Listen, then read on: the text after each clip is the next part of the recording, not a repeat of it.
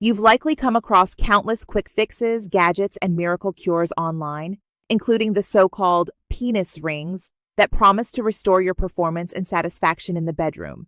But are these tools truly effective, or are they just another gimmick in the growing world of men's health marketing?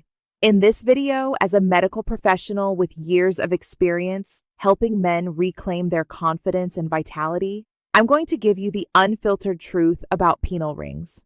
We'll break down exactly how they function, the science behind their effects, potential risks and side effects, and whether they're actually worth considering as part of your treatment approach. More importantly, I'll share what the latest research really says and give you the tools to stop masking symptoms and start addressing the root cause of erectile dysfunction, ED, in a healthy, sustainable way. No fluff, no hype, just evidence-based information to empower you to make the best decisions for your body, your health, and your future. So stay with me until the end, because you deserve more than guesswork. You deserve options that work.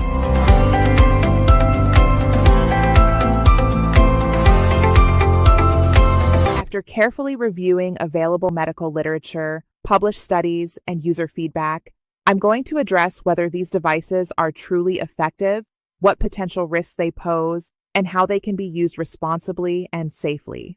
But first, let me provide a medical overview of what these rings are, how they function, and where they fit in the bigger picture of sexual health therapies. Penile rings are typically constructed from materials like silicone, rubber, plastic, or in some cases, metal. They are designed to be placed at the base of the penis, and in some versions, around both the penis and the testicles. Their primary mechanism of action involves mechanical constriction. When a man becomes sexually aroused, blood flows into the erectile tissues of the penis, leading to an erection. These rings work by compressing the venous pathways, which slows or restricts the outflow of blood from the penis, thereby sustaining the erection for a longer period of time by maintaining internal pressure.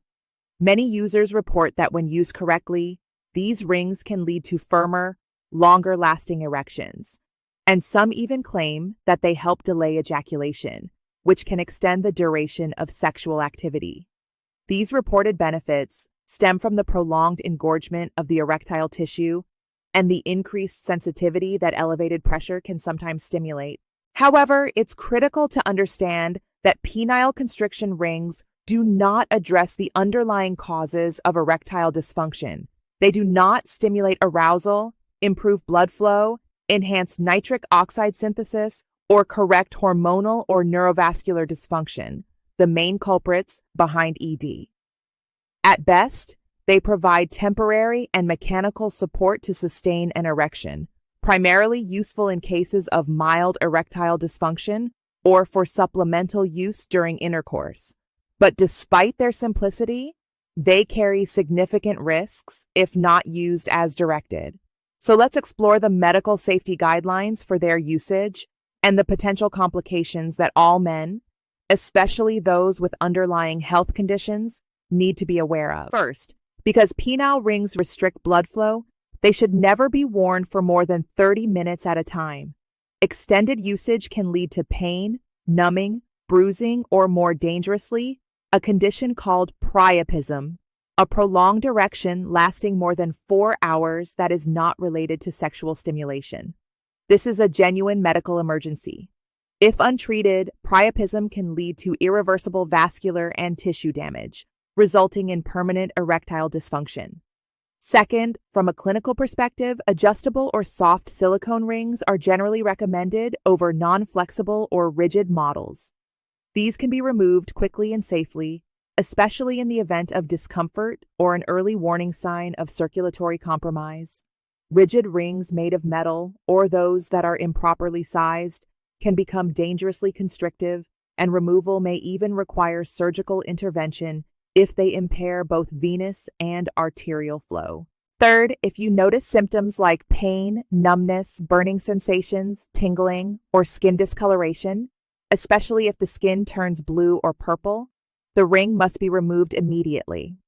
These are signs that the tissue is being deprived of oxygen and blood flow, which can lead to nerve damage, ischemia, and loss of function if ignored. Fourth, individuals with certain medical conditions should never use constriction rings.